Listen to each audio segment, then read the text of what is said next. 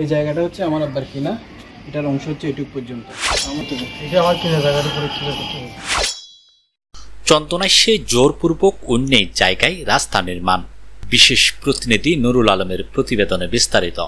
চট্টগ্রামে চন্দনাইশে জোরপূর্বক অন্যের জায়গায় রাস্তা নির্মাণের অভিযোগ উঠেছে। মঙ্গলবার উপজেলার জোয়ারা ইউনিয়নের মোহাম্মদপুর গ্রামের তালুকদার বাড়ির নজুম উদ্দিনের জায়গায় এই ঘটনা ঘটেছে।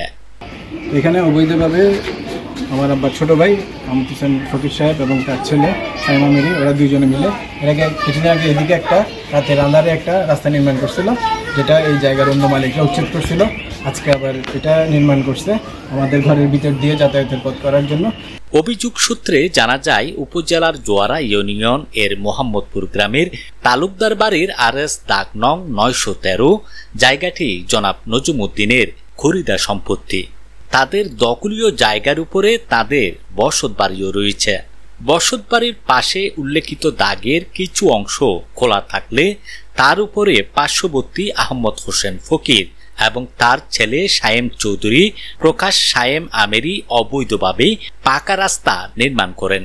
তারা জোরপূর্বক অবৈধ রাস্তা নির্মাণের কথা স্বীকার করে থাকলেও ঘরবাড়ি উচ্ছেদ করে ভিটে বাড়ি ছাড়া করবে মর্মে হুমকি প্রদান করেন বলে জানান ভুক্তভোগী নজুম উদ্দিনের পরিবার। এবং আমার আব্বাকে গতকাল সন্ধ্যায় হুমকি দিয়েছে যে আমার যে নির্মাণাধীন রান্নাঘর এবং আছে ডাইনিং রুম আছে এগুলো সব ভেঙে ফেলবে। উনি ক্রমাগত হুমকি দিয়ে আসছেন। এর আগেও একবার উনি আমার উপর আক্রমণ করছিলেন। আজকে অন্য মালিক যারা যে আব্দুল মোতালেব সাহেবের ছেলে, ওনারা পুলিশ পাঠিয়েছিল, ওনাদেরকে ভুলভাল বুঝাই বিদায় করে দেওয়ার সময় আমি এসে ওনাদেরকে প্রকৃত ঘটনাটা বলি এবং আমি এই বিষয়ে প্রশাসনের কাছে অভিযোগ করেছি। আমি প্রশাসন এবং পুলিশের কাছে আমার পরিবার এবং আমার সম্পত্তি নিরাপত্তা চাচ্ছি। অভিযোগ রয়েছে, আসামিরা দীর্ঘদিন যাবৎ নজুম উদ্দিনের ভিটা বাড়ি দখলের চেষ্টা করছে। এতে পারিবারিকভাবে আতঙ্কিত হয়ে পড়ছে নজুম উদ্দিনের পরিবার। তাদের সন্ত্রাসী বাহিনী আছে বলে এলাকায় জনশ্রুতিও রয়েছে। ফলে যে কোনো সময় এসব বেআইনি সন্ত্রাসী দল নিয়ে পরিবারের উপর হামলা করতে পারে বলেও আশঙ্কা করছেন তারা। এর প্রতিকার চেয়ে চন্দনাইশ উপজেলা নির্বাহী অফিসার ও চন্দনাইশ থানা বরাবরই আবেদন করেন রবিউল হোসেন।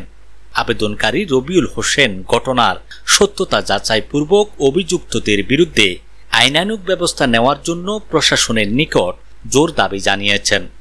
তদন্তের মাধ্যমে আমরা একটা নেবে চাই। এই 913 নম্বর দাগে ওনার খরিদা সূত্রে কোনো জায়গা নেই, কোনো উপহারও নেই, কোনো দান, কোনো কিছুই নেই। ওনার ওখানে কোনো লিগাল এন্টিটি নাই যে উনি এখানে এসে দাঁড়াবেন। এটার আমরা একটা প্রতিকার চাই।